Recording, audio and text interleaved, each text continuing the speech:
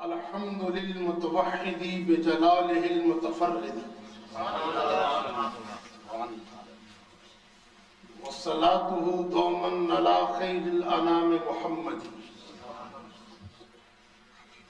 فالآل والأصحاب هم مأواي عند شدائدي فإلى العظيم التوسل بكتابه وبأحمد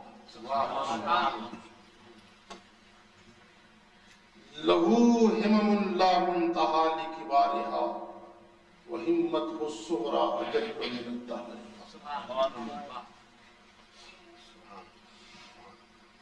أما بعد فأعوذ بالله من الشيطان الرجيم بسم الله الرحمن الرحيم وعلمناه من لدنا علما. صدق اللہ العظیم وصدق رسولہ النبی الکریم الامین. تمام حضرات ذوق و محبت کا ثبوت فراہم کرتے ہوئے پھر رسول اور آل رسول کی بارگاہ میں درود و سلام کہا دیا. اللہم صلی علی سیدنا محمد على آل سيدنا ومولانا محمد وبارك وسلم. اللهم صل على سيدنا ومولانا محمد وعلى آل سيدنا ومولانا محمد وبارك وسلم وصل عليه. یہ بزم اور یہ پروقار تقریب سعید سلطان الاولیاء حضور غوث اعظم جیلانی رضی اللہ تعالیٰ عنہ آپ کی یاد میں منعقد ہے اور ہم فیضان غوث اعظم کے حصول کے لیے آج خدا کے گھر میں حاضر ہیں. اللہ جل مجدہ ہمیں صالحین کے فیضان سے ہمیشہ فیضیاب ہونے کی توفیق عطا فرمائے. میں نے حصول برکت کے لیے قرآن مجید فرقان حمید سے ایک آیت کریمہ کی تلاوت کی ہے. آئیے پہلے اس کا ترجمہ سنتے ہیں اور پھر اس کی مختصر تشریح آپ کی خدمت میں عرض کرنے کی کوشش کرتا ہوں.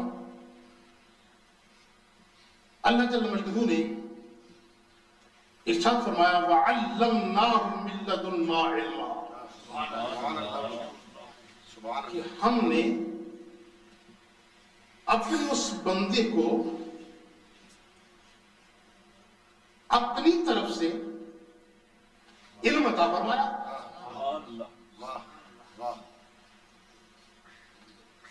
علم تو سب کو اللہ رب العالمین عطا فرماتا ہے. پھر یہاں علم عطا کرنے کا مطلب کیا معلوم ہوتا ہے؟ خاص قسم کا علم ہے جس کی عطا کا حکم دیا جا رہا ہے. اور علم اس پر جو تنوین ہے علمن جو دو زبریں ہیں یہ تنوین تعظیم کے لیے معنی یہ ہوا کہ وہ اس خاص بندے کو جو ہم نے علم عطا کیا وہ علم عظیم تھا. علم عظیم الشان. سبحان اللہ. وہ علم عظیمہ عظیم الشان علم تھا جو ہم نے اپنے بندے کو عطا کیا. دوستو علم دو طرح کا ہے. شریعت کا بھی علم ہے اور حقیقت کا بھی علم ہے. علم کتنی طرح کا ہے؟ ایک علم شریعت ہے اور ایک علم حقیقت ہے. علم شریعت بھی اسی کی طرف سے اور علم حقیقت بھی اسی کی طرف سے. اس کا ثبوت ہمیں حضرت موسیٰ علیہ السلام اور حضرت خضر علیہ السلام کے واقعے سے معلوم ہوتا ہے. علم شریعت بھی تھا اور حضرت خضر علیہ السلام کے پاس علم حقیقت کی فراوانی تھی. یہ دونوں علم اللہ رب العالمین دنیا میں پیدا فرمائے، علم شریعت اور علم حقیقت. پروردگار عالم جل مجدہ ارشاد فرماتا ہے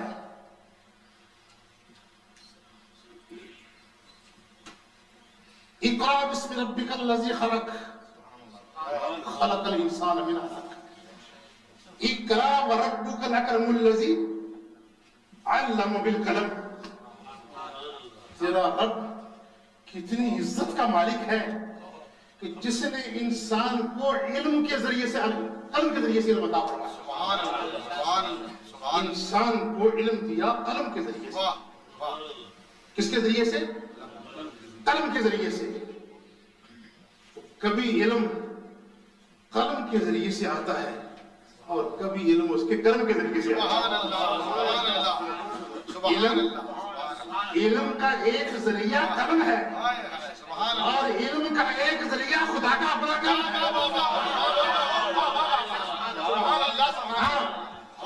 یہ دونوں ذرائع علم کائنات میں موجود ہیں، مگر جو قلم کے ذریعے سے علم آتا ہے لمیٹڈ ہوتا ہے، محدود ہوتا ہے، مگر جو اس کے قلم سے آتا ہے نہ قلم کی حد ہے نہیں.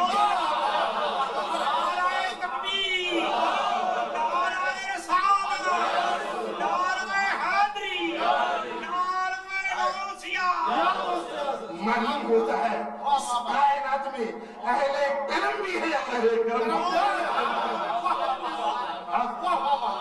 اس دنیا میں اگر اہل قلم کو مانتے ہو تو اہل قلم کو بھی مانو. اہل قلم بھی ہے اور اہل قلم بھی ہے. کبھی علم قلم کے ذریعے سے دیتا ہے، کبھی علم اپنے بندے کو اپنے قلم کے ذریعے سے دیتا ہے. کبھی علم بالواسطہ ہوتا ہے، کبھی علم بلا واسطہ ہوتا ہے. یہ معلوم ہے.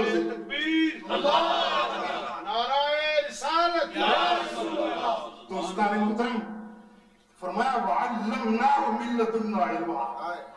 ہم نے اس خاص بندے کو اپنے خاص علم کے خزانوں میں سے خاص علم عطا فرمایا. یہ علم قلم کے ذریعے سے آ رہا ہے اور جو عام علم ہے وہ قلم کے ذریعے سے آ رہا ہے. علم قلم کے ذریعے سے بھی آتا ہے اور علم اس کے قلم کے ذریعے سے آتا ہے. میرے غوث پہ دونوں کرم ہوئے ہیں، وہ اہل قلم بھی تھے اور وہ اہل قلم بھی تھے. ان کے پاس قلم بھی تھا اس لیے تو کتابیں لکھ گئے. شجاعت الطالبین دیکھیں، فتح الربانی دیکھیں، فتح الغیب دیکھیں، بے شمار آپ نے لٹریچر لکھا ہے تو معلوم ہوتا ہے کہ میرا غوث اہل قلم بھی تھا اور اہل قلم بھی تھے. ان پہ اہل قلم بھی تھے اور اہل قلم بھی تھے. دوستان محترم، ایک علم حقیقت ہے اور ایک علم شریعت ہے اور اس کا ثبوت ہمیں حضرت موسیٰ اور خضر کے واقعے سے ملتا ہے. یہ دونوں علم دنیا میں موجود اور دونوں پر یقین رکھنا ہمارے لیے انتہائی ضروری ہے. رب کائنات نے دین مصطفیٰ کو 3 شعبوں میں تقسیم کیا. دین رسول کے کتنے شعبے ہیں؟ 3 شعبے ہیں. ایک ہے اسلام، دوسرا ہے ایمان اور تیسرا ہے احسان. اسلام، ایمان اور اس کی سند ہمیں حدیث جبریل سے ملتی ہے کہ جب روح الامین حضرت جبریل نبی پاک سرور کائنات کی خدمت عالیہ میں حاضر ہوئے تو عرض کرتے ہیں کہ من اسلام، آقا اسلام کسے کہتے ہیں؟ تو سرکار نے فرمایا شہادت دینا خدا کے ایک ہونے کی، محمد مصطفیٰ کی رسول برحق ہونے کی، نماز کا قائم کرنا، روزہ ادا کرنا، حج ادا کرنا، یہ اسلام ہے. یہ کیا ہے؟ جو ظاہری احکام ہے یہ اسلام ہے. تو عرض کرتے ہیں کہ من ایمان، آقا یہ فرماؤ کہ ایمان کسے کہتے ہیں؟ کیا عالم تھا اس حسین و عظیم فرشتے کا جو آقا کائنات کی بارگاہ میں بار بار آیا کرتا تھا، بار بار آیا کرتے تھے. امام زرقانی نے لکھا تو امام زرقانی کہتے ہیں رضی اللہ تعالیٰ عنہ کہ روح الامین کی جو تاریخ ہے کہ حضرت روح الامین جبریل امین علیہ السلام یہ حامل وحی ہے اور 1 لاکھ سے زیادہ انبیاء مرسلین کے صحابی ہیں. انہوں نے زیارت کی ہے، کتابیں لے کر آئے، وحی لے کر آئے، اللہ کے پیغامات سدرۃ المنتہا سے وصول کر کے فرشی زمین پہ اللہ کے پیغام پہنچایا کرتے تھے. وہ حامل وحی ہے. تو فرماتے جب ان تاریخ کا مطالعہ کرتے ہیں تو کسی نبی کی زندگی میں جبریل صرف ایک مرتبہ آیا، اس کے بعد ختم۔ کسی نبی کی زندگی میں رب العالمین کا پیغام لے کے روح الامین 2 مرتبہ آتی ہے، کسی کی طرف 5 مرتبہ آتی ہے پوری زندگی میں، کسی رسول کی زندگی میں 10 مرتبہ آتے ہیں، کسی رسول کی زندگی میں 500 مرتبہ آتے ہیں، 1000 مرتبہ آتے ہیں۔ فرماتے ہیں جب آقا کائنات کی ہم ہسٹری دیکھتے ہیں، حضور پرمول شافی یوم النشور سید العالمین محمد رسول اللہ سرور کائنات فخر موجودات علیہ التحیات و تسلیمات کی جب ہم تاریخ کا مطالعہ کرتے ہیں تو 23 سالہ زندگی میں جب وحی کا نزول ہوتا رہا، 23 سالہ زندگی میں روح الامین خدا کا پیغام لے کے سید المرسلین کی بارگاہ میں 1 مرتبہ نہیں آئے، 10 مرتبہ نہیں آئے، 15 مرتبہ نہیں آئے، 100 مرتبہ نہیں آئے، 5000 مرتبہ روح الامین پیغام لے کر 5000 مرتبہ روح الامین بارگاہ مصطفیٰ میں حاضر ہوئی۔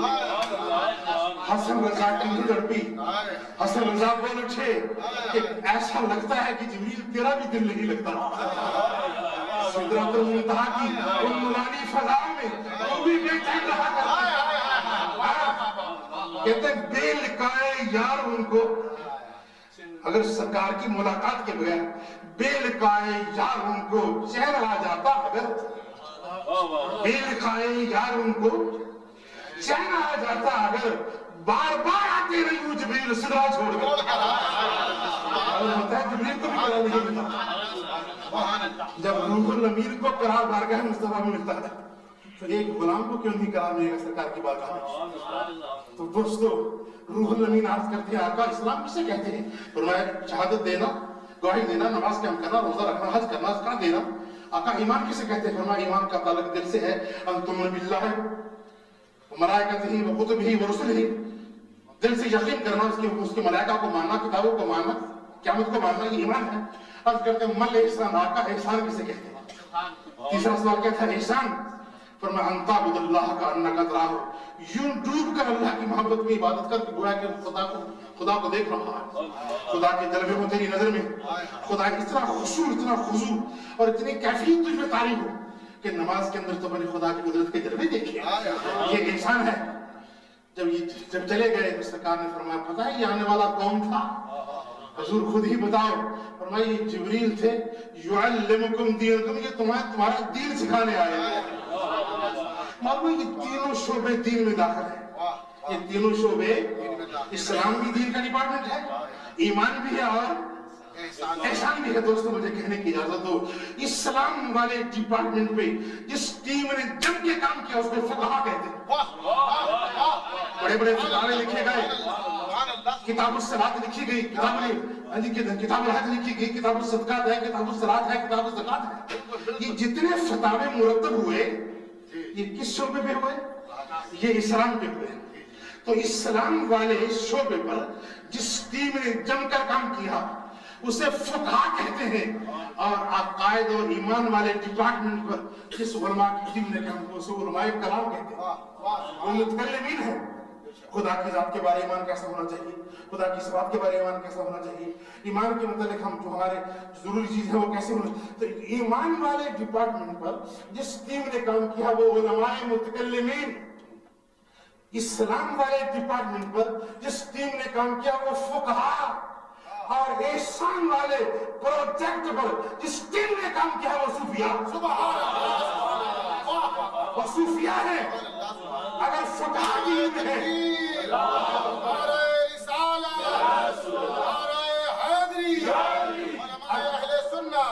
اگر فقہا کو دین میں مانتے ہو، علماء متکلمین کو دین میں مانتے ہو تو صوفیاء کو بھی دین میں مانتے ہو۔ صوفیاء دین سے خارج نہیں، اور یہ لوگ ہر دور میں رہے اور ہر دور کی ضرورت بن گئے۔ یہ لوگ ہر دور میں رہے اور ہر دور کی ضرورت بن کے رہے۔ مجھے وہ محدث ثوری کی بات یاد آ رہی ہے، سفیان ثوری، انہیں ان پر یہ الزام آیا کہ حضرت کے عقائد ٹھیک نہیں ہیں، ان کے نظریات میں گڑبڑ ہے۔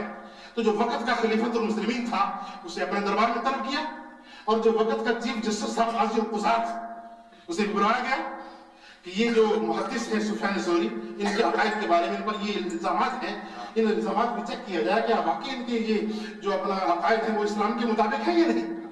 تو جس وقت کا قاضی القضات دربار خلافت میں حاضر ہوا، محدث ثوری جو مصطفیٰ جان رحمت کا غلام تھا، وہ صرف حدیث کا تاجدار نہیں تھا، وہ صوفیہ کا بھی پیشوا تھا، وہ روحانیت کا بھی تاجدار تھا، روحانیت کا تاجدار تھا، وہ شریعت کا بھی ماہر نہیں تھا، وہ علم حقیقت کا بھی ماہر تھا۔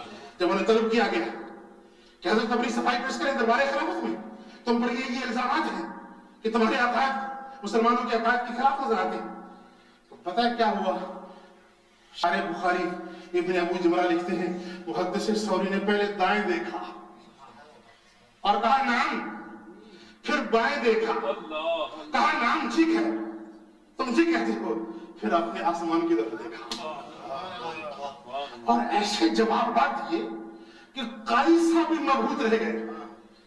بھرے دربار میں محدث ثوری نے ایسے جوابات، ایسے مسکت اور ایسے ٹھوس جوابات دیے اپنے الزامات کے کہ وقت کا قاضی بھی دم بخود رہ جاتا ہے، دم بخود رہ گیا اور بالکل مطمئن ہو گئے۔ تو بعد میں قاضی صاحب پوچھا کہ حضرت تم نے دائیں دیکھا تھا اور پھر اس کے بعد بائیں دیکھا تھا، پھر آسمان کی طرف یہ کیا منظر تھا، اس میں کیا فلسفی ہے؟ فرماتے ہیں جب میں نے دائیں دیکھا تو دائیں فرشتے سے بات کی تھی، جو کرام الکاتبین ہے، جو دائیں میرے سامنے پہ فرشتہ ہے۔ میں نے اس سے پوچھا تھا بھائی بتا تجھے ان سوالوں کے جوابات آتے ہیں؟ انہوں نے کہا لا میں نہیں جانتا۔ انہوں نے کہا مجھے کیا کہا سبحانک لا علم لنا۔ میں نے کہا اچھا ٹھیک ہے تو ٹھیک کہتا ہے۔ پھر میں نے بائیں فرشتے کی پوچھا کہ بھائی تمہیں معلوم ہے ان الزامات کے جوابات کیا ہیں؟ اس نے بھی کہا لا میں نہیں جانتا۔ پھر میں نے خدا کی بارگاہ میں رجوع کیا۔ جب خدا کی بارگاہ میں رجوع کیا تو میری زبان سے وہی کچھ نکلا جو میرے خدا نے کہا تھا۔ اگر نبی کو وحی ہوتی ہے تو خدا کے ولی کو یہی الہام ہوتا ہے۔ القاء ہوا اور ایسا القاء ہوا کہ زبردست جوابات دیے۔ جب خلیفہ نے سنا اس نے کہا دیکھو اگر ایسا بندہ مسلمان نہیں تو پھر دنیا میں کوئی مسلمان نہیں۔ دوستو یہ نبی کے غلاموں کے غلام کا حال ہے، اس محمد کے تاجدار کائنات کا غلام کیا یہ حال، یہ چاہے تو اشاروں سے اپنے کاری پلٹتی دنیا کی یہ حال ہے خدمتگاروں کا، سردار کا عالم کیا، اس محمد کے درباری کا یہ حال ہے، اس دربار والے کا عالم کیا ہے، دربار والے کا عالم کیا ہوگا۔ اور جو صوفی اتنے کٹر تھے محدث ثوری، یہ وعلمنا من لدنا علما پر تھوڑی سی ایک جھلک دے رہا ہوں۔ اتنا بڑا صوفی محدث ثوری کہ ایک دفعہ ان پر وجد تاریخ میں کیف آیا، ایک حال تاری ہو گیا۔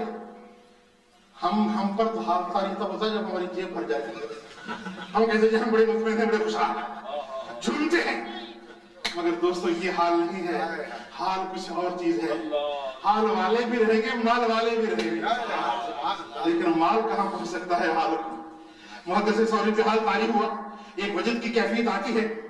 کہتے ہیں شارح بخاری لکھتے ہیں کہ ایک ہفتہ، پورا ہفتہ بھر وہ اپنے گھر میں گھوم رہے ہیں، راؤنڈ اباؤٹ کی صورت میں پھر رہے ہیں اور اللہ اللہ کا نام اپنی زبان سے نکال رہے ہیں۔ نہ کھاتے ہیں، نہ پیتے ہیں، نہ سوتے ہیں، کھانا بھی چھوڑ دیا، پینا بھی چھوڑ دیا اور سونا بھی چھوڑ دیا۔ تو ان کے جو محرم حال تھے، کس نے جا کر ان کے استاد سے کہا کہ حضرت آپ کی جو شاگرد ہیں محدث ثوری، ان کی تو یہ حال ہو چکا ہے کہ ایک ہفتے سے وہ بس اللہ اللہ کیے جا رہے ہیں، نہ کھانے کے قریب جاتے ہیں، نہ پینے کے قریب جاتے ہیں اور نہ ان کو آرام کی ضرورت ہوتی ہے، ایک ہفتہ ہو چکا ہے۔ استاد بھی بڑا کامل تھا، کامل کا استاد بھی تو کامل ہونا چاہیے۔ استاد نے کہا مجھے یہ بتاؤ کہ میرے شاگرد پر یہ حال طاری ہے، لیکن جب نماز کا وقت آتا ہے نماز پڑھتا ہے کہ نہیں؟ صوفیاء کے لیے لمحہ فکریہ صرف جبہ اور دستار کے پہننے سے صوفی نہیں بنتا، صوفی وہ بنتا ہے جو محمد کا غلام ہوتا ہے۔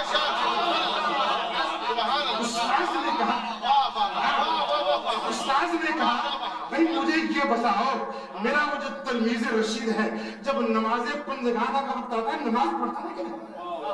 حضرت نماز تو پڑھتے ہیں، پر میں الحمدللہ اگر نماز پڑھتا ہے تو میں خدا کا شکر ادا کرتا ہوں میرے شاگرد کو خدا نے شیطان سے بچا لیا۔ مجھے کہنے دو، ایک طرف جوش حقیقت ہے، ایک طرف جوش حقیقت ہے اور جوشی حقیقت میں محمد کی شریعت کا کتنا پیار ہے. جوشی حقیقت اپنے مقام پر مگر سرکار کی شریعت کا اہتمام اپنے مقام پر. معلوم ہوا حال آئے حال آنا چاہیے لیکن اس حال کے اندر اپنے حال پر بھی نظر ہونی چاہیے. جو حال کا نام لے کے رسول اللہ کی شریعت کا مذاق اڑاتے ہیں وہ حال میں نہیں رہتے, وہ شیطان کی جال میں رہتے ہیں. صحیح صوفی. مجھے وہ بات یاد آ رہی ہے حضرت شیخ یحییٰ منیری بہاری. انشاءاللہ آئندہ سال میرا پروگرام ہے پورا وزٹ کرنے کا انڈیا کا. تو جب گیا تھا میں کلگیر شریف میں, بہت مدت ہوئی ہے, اس دفعہ پروگرام ہے. سارے شہروں میں گھوموں, کیوں نہ انڈیا کی سرزمین بھی دیکھا جہاں سے علوم نبوت کی میراث چلی تھی, جہاں اولیاء کاملین آرام فرما ہے. وہ زمین سرزمین ہمارے لیے واجب الاحترام ہے. تو دوستو حضرت یحییٰ منیری بہار کے رہنے والے تھے. ان کا ایک مرید صادق تھا. جب تک ارادت کے اندر بھی غیرت نہ ہو تو فیض نہیں ملا کرتا. ارادت بھی غیرت مانگتی ہے. مرید مخلص تھا. طلب صادق ہو, جب تک طلب صادق نہ پیدا کی جائے تب تک جو ہے فیضان کا رستہ نہیں کھلا کرتا. طلب صادق ہو تو ملتی ہے تمنا تیری, اور اس کے رہبر ہاتھ آتا ہے دھما تیرا. طلب صادق ہو تو ملتی ہے تمنا تیری, اس کے رہبر ہاتھ آتا ہے دھما تیرا. تو دوستو شیخ شرف الدین یحییٰ منیری کا وہ مرید تھا, مخلص تھا, طالب علم تھا, اور درسگاہ علوم حقیقت کا وہ اسٹوڈنٹ تھا. سفر کر رہا تھا اپنے شیخ کے ساتھ, بے پناہ سے محبت تھی. سفر کر رہا تھا, دریائی سفر تھا, اور اس کی کشتی ٹوٹ گئی. پہلے زمانے میں وہی کشتی ہوا کرتی تھی جو بحری کشتی میں لوگ بزنس کرتے تھے, سامان ادھر ادھر لے جا کرتے تھے. جب کشتی ٹوٹی تو کشتی والے سے بھی پانی میں ڈوبنا شروع ہوئے. شیخ یحییٰ منیری کا وہ مرید صادق بھی ڈوب رہا تھا. جس وقت اس کے ڈوبنے میں بس چند سانسیں باقی تھی, اب تو آ جاؤ رمق باقی. دوستو آخری لمحات ہیں, اور تھوڑی دیر کے بعد طوفان کے اپنا وہ جو طوفانی لہریں ہیں اسے اپنے لپیٹ میں لے رہی ہیں.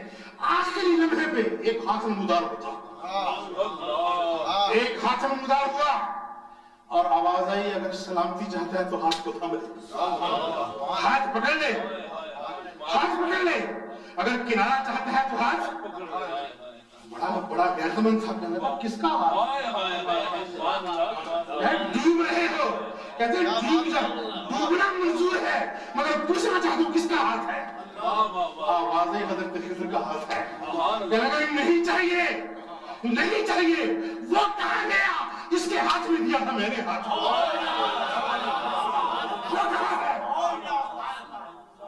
جس کے ہاتھ میں دیا تھا وہ ہاتھ منظر سے غائب ہوا, دوسرا ہاتھ ظاہر ہوا. کس کا ہاتھ؟ تیرے شیخ یحییٰ منیری کا ہاتھ. پکڑا اور کنارے پر لگا.